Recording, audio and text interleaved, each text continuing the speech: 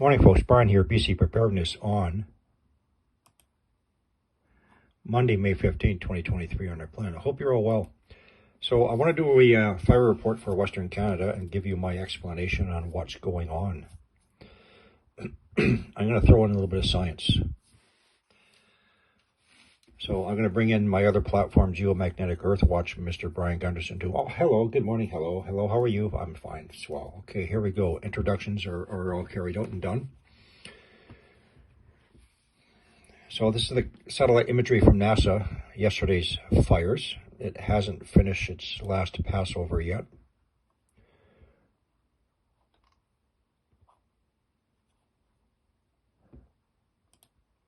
I'll give you my supposition on what's going on.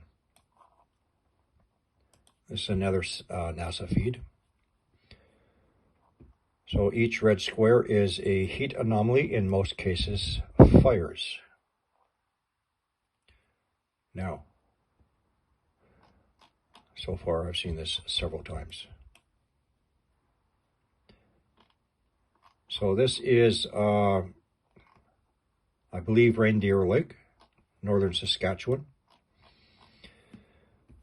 Now, folks, I've been doing this for many, many years. Each one of these will give you the GPS coordinates, the longitude and latitude. I will then punch them into Google Earth to pinpoint the location. As for these fires in Western Canada, I have seen several examples already where the heat anomalies are actually in the waters. I do not believe these are a coordinates errors. I've seen this numerous times.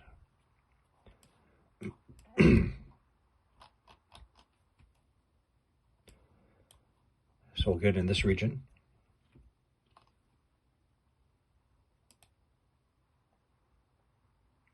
so it will give you the longitude, latitude, the brightness, the heat. This one, for example, is 331 Kelvin.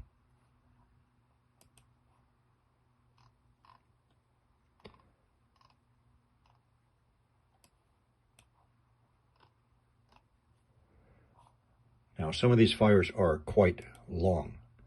So if we take these two here together, we're looking at 80 kilometers long.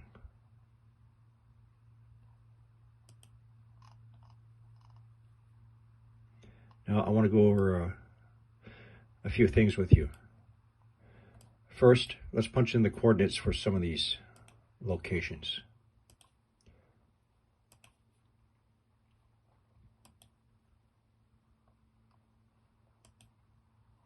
One moment, please.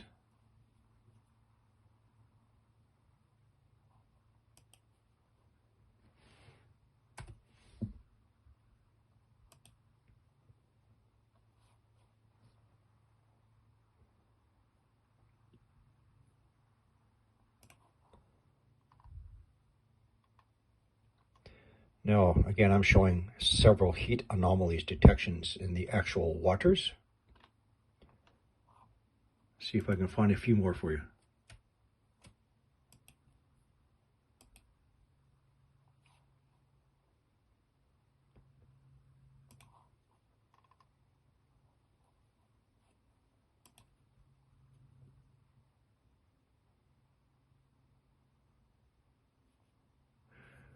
And I will give you my reasoning in a moment, folks.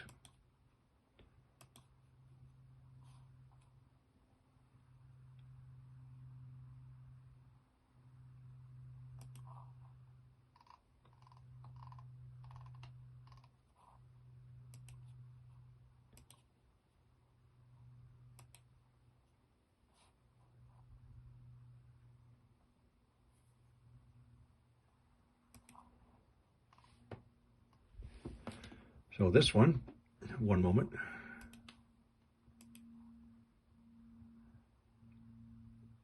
Is almost 1 kilometer offshore. 0.86 kilometers. So again, I've been doing this for quite a few years. Now for an explanation of what's going on our planet. So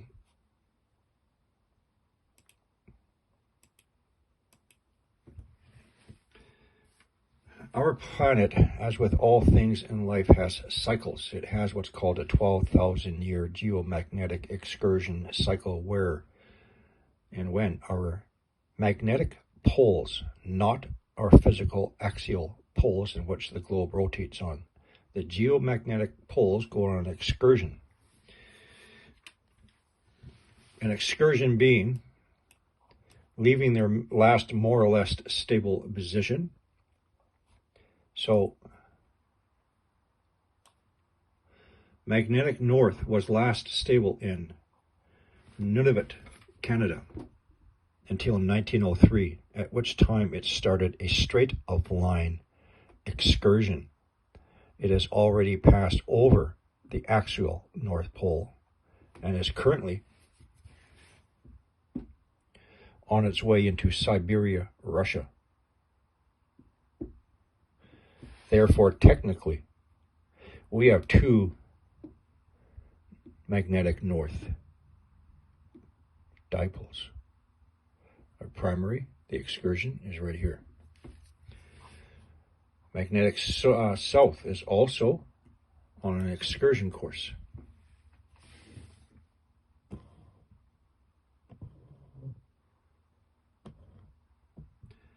Sorry, if you didn't get it, magnetic north, I'm just going to go back for a minute. So magnetic north is here. It was in Nunavut, Canada. It's already crossed over the top of the world and is headed to Siberia, Russia. Magnetic south was more or less in the middle of the Antarctica. It is now offshore between Antarctica and Australia. As they continue on their excursion, if it goes beyond an excursion into a full geomagnetic reversal, the meeting place will be between the Bay of Bengal and Indian Ocean off of Sumatra, Indonesia. Magnetic north, magnetic south. Now, I'm going to explain these red lines. These red lines are a depiction of Earth's magnetic field lines. So the closer together the magnetic field lines, the stronger the protection over that given area. The wider apart the magnetic field lines, the weaker the protection over that area, over the world. So a few things about cosmic radiation, which originates from the sun, as well as galactic cosmic radiation. So when the highly charged particles come in contact with the atmospheric atoms, a change takes place whereby they interact with the atmospheric atoms and a secondary showering particle is created called muons. It is this cosmic radiation, folks, which breaks down the ozone. The ozone's purpose is to protect us from ultraviolet radiation, in which we have three levels: A, B, C. A is sunburn, B is skin cancer, C is not supposed to reach us. However, because our protective magnetic field is destabilizing and substantially weakening, we have increased levels of ultraviolet radiation coming in for Canada and northern Canada. So when our idiot leader Trudeau states that Canada and northern Canada is getting twice as hot and 3 times as hot as other regions in the world, he is correct. However, what he and other government leaders cannot tell you is what's going on with our planet with regards to the geomagnetic excursion. So folks, increased levels of ultraviolet sea level radiation causes droughts, evaporation of moisture out of soils and vegetations. The muons, when penetrating the Earth's crust, cause what's called bubble nucleation of silica-rich magma, swelling, heat, pressure, rise.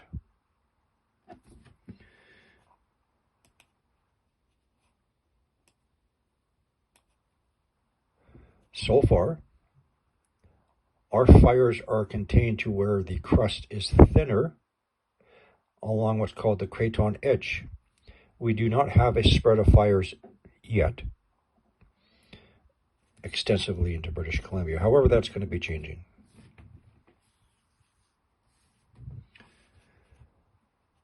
So again, over Canada, especially northern Canada, we have increased levels of UVC radiation.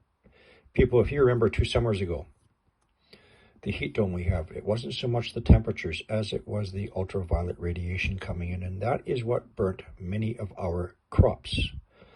Some of you from the Fraser Valley may remember that you lost a lot of your berry crops, raspberry crops. That was the ultraviolet radiation coming in. Now, we have some predictive tools to tell us where these fires are going to spread next. So I'm going to take you to our jet streams. So our jet streams are high altitude air currents that bring in our weather patterns. Now, normally,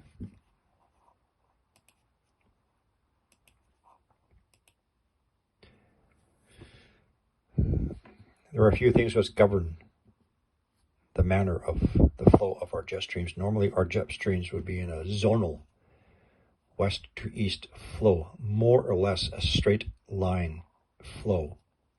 However, due to a number of things, including the weakening of our protected magnetosphere, our jet streams have completely broken down to beyond what we call meridional, which is up and down, up and down. And as you can see over North America,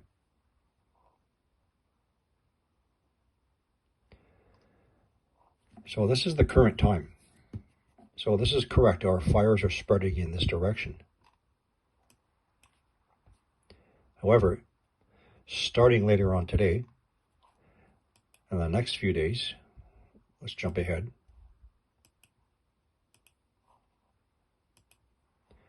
Our jet streams are going to be changing. Therefore, our fires in Alberta are going to be shifting down to the south, then into southern Saskatchewan.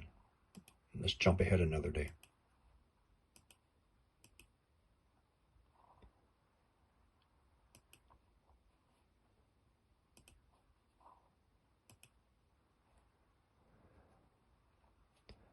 So in 2 days, people, please listen up.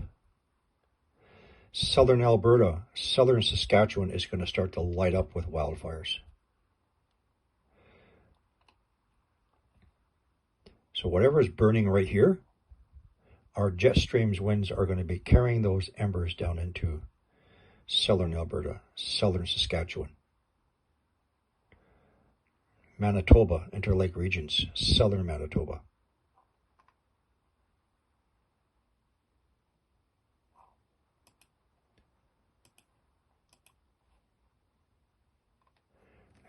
Now, people, the ignition sources for these fires.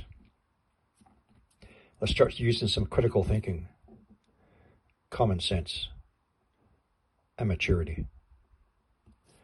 These are not arsons, all right? You're not going to get people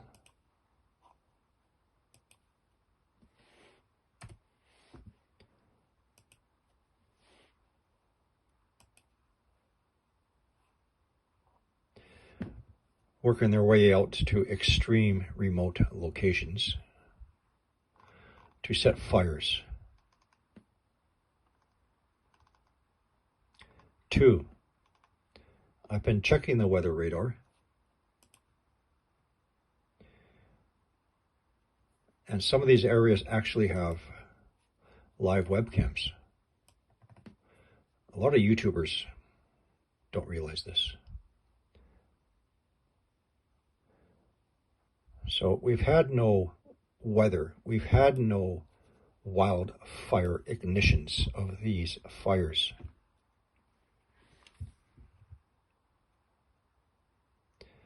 What therefore is the ignition source? Now, most of you won't believe me, that's fine. Like I said, I've seen this happen many a times.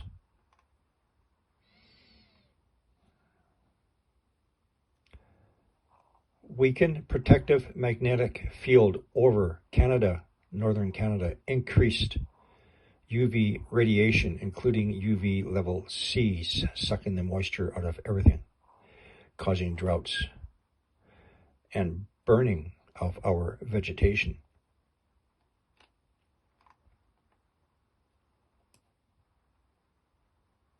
So a lot of what is happening here is predictive.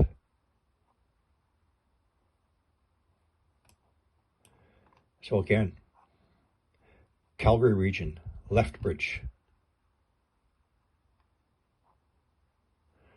Medicine Hat, Moose Jaw.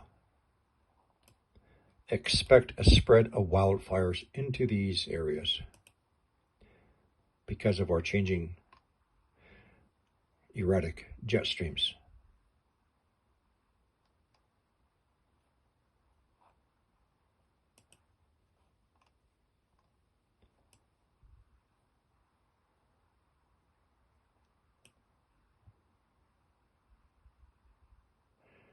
That's it for now, folks. Hope you enjoyed the tour and the educational talk. We will see if what I said comes true. Laying bets on it.